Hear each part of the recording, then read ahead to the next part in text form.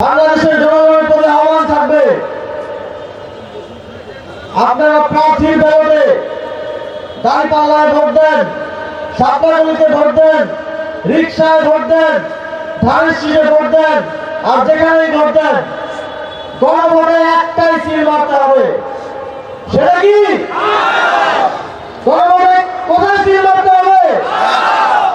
বাংলাদেশের জন্য, বাংলাদেশের ভবিষ্যতের জন্য, আমাদের ভবিষ্যৎ প্রজন্মের জন্য, দীর্ঘমেয়াদী সংস্কার এবং সুফলের জন্য গণভোটে আমরা সবাই মিলে হ্যাঁ ভোট দিব ইনশাআল্লাহ।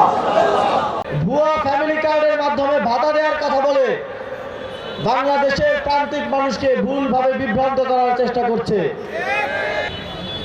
যে একজন মানুষকে সারা জীবন কিছু কিছু টাকা দিয়ে অসহায় এবং পরনির্ভরশীল করে রাখার থেকে তাকে কর্মসংস্থান সৃষ্টির মাধ্যমে, তাকে উদ্যোক্তা হিসেবে গড়ে তোলার মাধ্যমে আত্মনির্ভরশীল এবং মর্যাদাবান হিসেবে গড়ে তোলা কে আমরা গুরুত্ব দিতে চাই।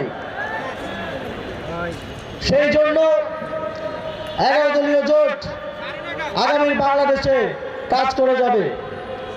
সংগ্রামী বন্ধুগণ, আজকের এই কর্মসূচি সফল করার জন্য জাতীয় নাগরিক পার্টির সকল পর্যায়ের নেতৃবৃন্দকে ধন্যবাদ জানিয়ে এবং আজকের এই কর্মসূচিতে অংশগ্রহণ করার জন্য 11 দলীয় ঐক্যের সকল নেতৃবৃন্দকে ধন্যবাদ জানিয়ে এবং আগামী নির্বাচনে আপনাদের থেকে 11 দলীয় জোটের বিজয় প্রত্যাশা করে আজকে আমার বক্তব্য এখানেই শেষ করছি।